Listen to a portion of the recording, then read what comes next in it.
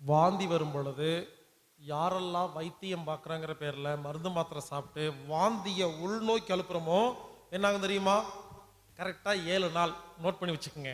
அப்புறம் என்னாகும் தெரியுமா? பேதி ஆகும். இந்த வழியாக வெளியே வரலையா, அந்த வழியாக வெளியே வரும். நம்ம என்ன பண்ணுவோம்? 4 முறை 5 முறை காலையில் லூஸ் மோஷன் போயிருங்க. பேதின்னு என்ன? Loose motion, dysentery, diarrhoea. 4 முறை மலம் போயிடும். பயப்பட்டு என்ன பண்ணுவோம்? ஐயோ ஐயோ ஐயோ, காலையிலேருந்து 4 முறை போயிடுச்சு. எதுக்கு பயப்படுறீங்க? மானம் போச்சா, மறுவாதி போச்சா? மலம் தானே போகுது, இதுக்கு ஏன் பயப்படுறீங்க? இன்கமிங் மட்டும் உள்ள போயிட்டே இருக்கு. அவுட் கோயிங் வந்தா பயப்படுவீங்களா? நேரம் பார்த்து சாப்பிட்றோமா? என்னைக்காவது நேரம் பார்த்து போறோமா? உள்ள போனது வெளியே வருது. வந்தா என்ன உங்களுக்கு? இப்போ 2 முறை 3 முறை போயிட்டா போகுது. ஐயோ எனக்கு என்னமோ ஆயிடுச்சோ. ஒன்றும் ஆகல, குப்பை வெளியே போகுது. இதுக்கு ஏன் பயப்படுறீங்க? குழந்தைக்கு நம்மளும் பயப்படுவோம். குழந்தைக்கு 4 முறை ஐயோ என் குழந்தைக்கு போகுதே, மலம் போகுது. என்னப்போ புரிஞ்சுக்குங்க. 4 முறை 5 முறை யாருக்காவது காலையில தண்ணியா மலம் போச்சுன்னா, வயித்தால போச்சுன்னா, அதுக்கு என்ன தெரியுமா அர்த்தம்? ஒன்றும் இல்லை, குடலுக்குள்ள குப்பை அதிகமாயிருச்சுன்னு அர்த்தம். அந்த உடம்பு என்ன தெரியுமா பண்ணுது? பார்த்துக்கிட்டே இருக்குது ரொம்ப நாளா. இங்க பாருங்க, யாருக்கு தெரியுமா லூஸ் மோஷன் போகும்? டெய்லி ஒழுங்கா போறவங்களுக்கெல்லாம் போகாது. 7 நாள் 8 நாள் போகாம அடைச்சி வச்சு கப்படிச்சுதுன்னு வச்சுக்கோங்களேன், இந்த உடம்பு என்ன பண்ணும்? குடலை பார்க்கும்.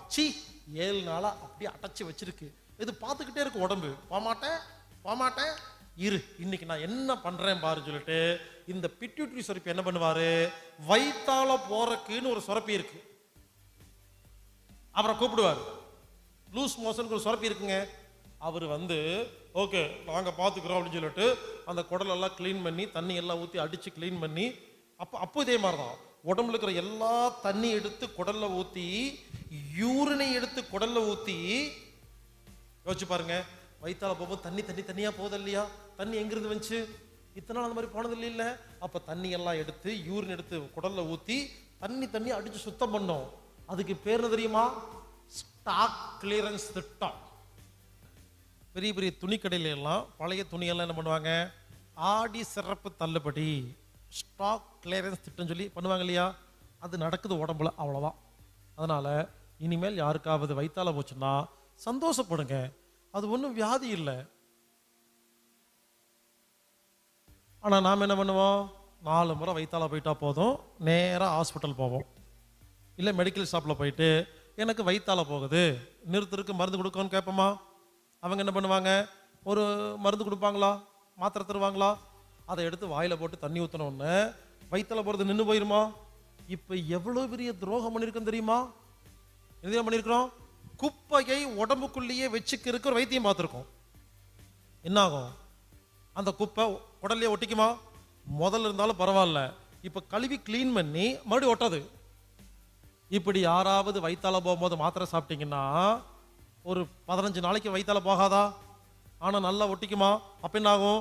குப்பை உடம்பில் அதிகமாகுது. தயவு செய்து புரிஞ்சுக்குங்க, இனிமேல் வயித்தால போகும்போது அந்த மாதிரி மாத்திரையெல்லாம் சாப்பிடக்கூடாது. அப்போ என்ன பண்ணணும்?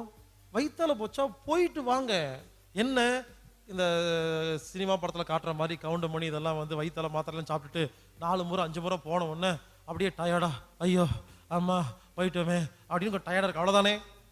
அதுக்கு ஒரு ஐடியா சொல்கிறேன், அந்த ஐடியாவை கேளுங்க.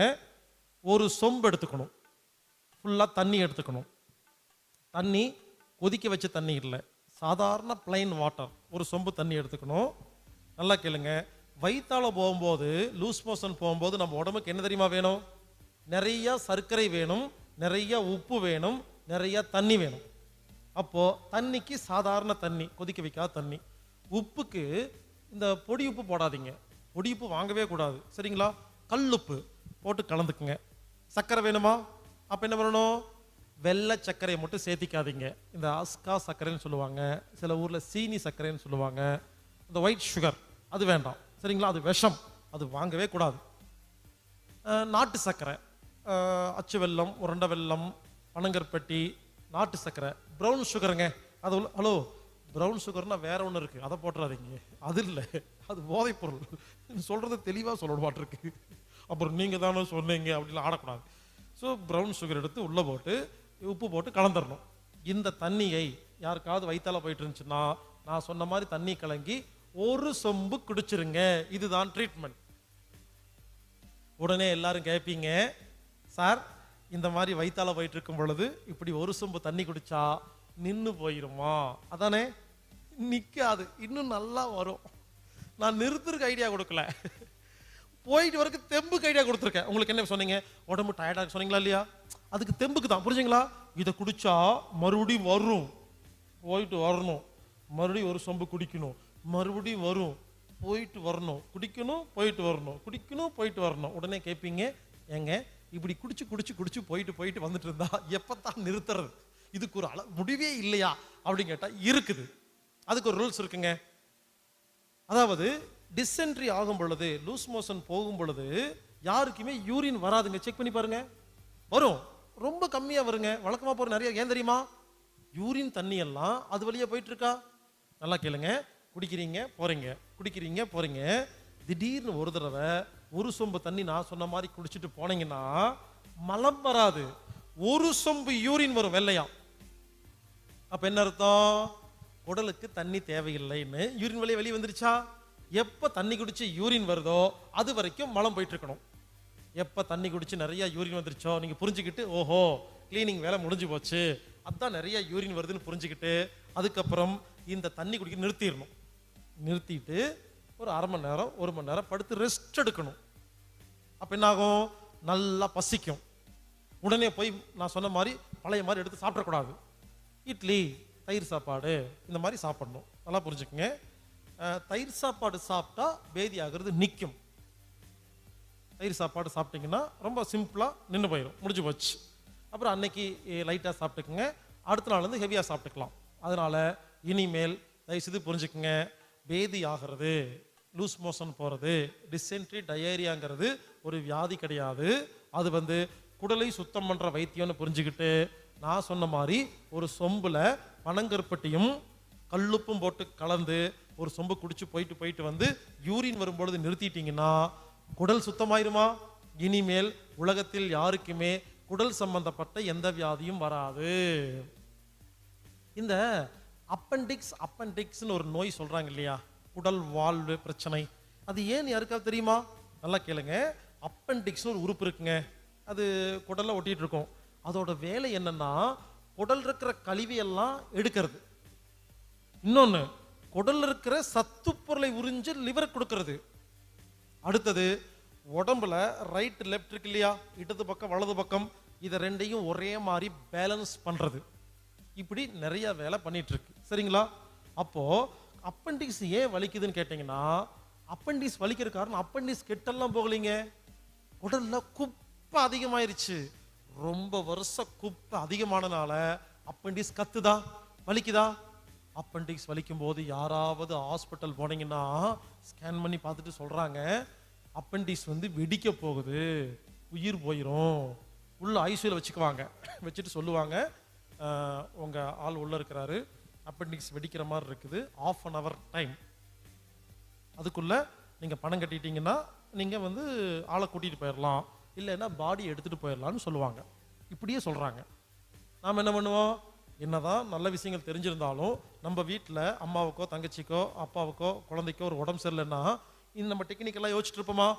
ஒரு வேளை உயிர் போச்சுன்னா என்ன பண்ணுறதுன்னு பயந்து சொல்கிற பணத்தை கட்டிட்டு அப்பெண்டிக்ஸை ஆப்ரேஷன் பண்ணி வெளியே கூட்டு வந்துடுறோமா? புரிஞ்சுக்குங்க, அப்பெண்டிக்ஸ் என்பது வெடிக்குதுன்னு சொல்கிறாங்க இல்லையா, ரொம்ப சிம்பிளுங்க. குப்பை அதிகமாயிருச்சுங்க. அந்த மாதிரி அப்பெண்டிக்ஸை வெட்டி எடுக்கக்கூடாது. உடம்புக்குள்ள குப்பையே போகாமல் இருக்கிறது எப்படி, உள்ள போன குப்பையை வெளியெடுக்கிறது எப்படிங்கிறத நான் இன்னைக்கு சொல்லி கொடுப்பேன். அதையெல்லாம் கற்றுக்கிட்டு அதை செஞ்சீங்கன்னா இனிமேல் அப்பெண்டிக்ஸ் வலிக்கவே வலிக்காது. அப்போது எடுக்க வேண்டிய அவசியம் இல்லை. அப்படி ஒரு வேளை எமர்ஜென்சி எடுக்கிற மாதிரி இருந்தாலும் நான் சொல்கிற மாதிரி இப்போ சொல்லிக் கொடுப்பேன். எப்படி குப்பையெல்லாம் வெளியெடுக்கிறது, எப்படி உடம்பை சுத்தமாக வச்சுக்கணும்னு சொல்லிக் கொடுப்பேன்.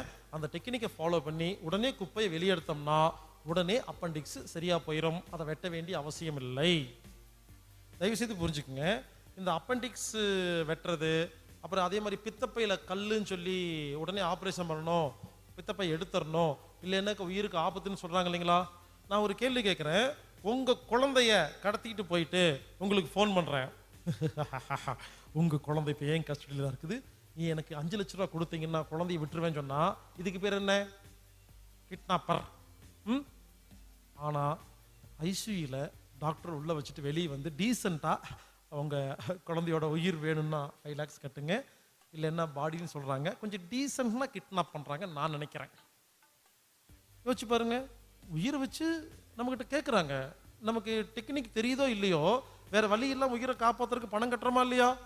தயவுசெய்து புரிஞ்சுக்குங்க.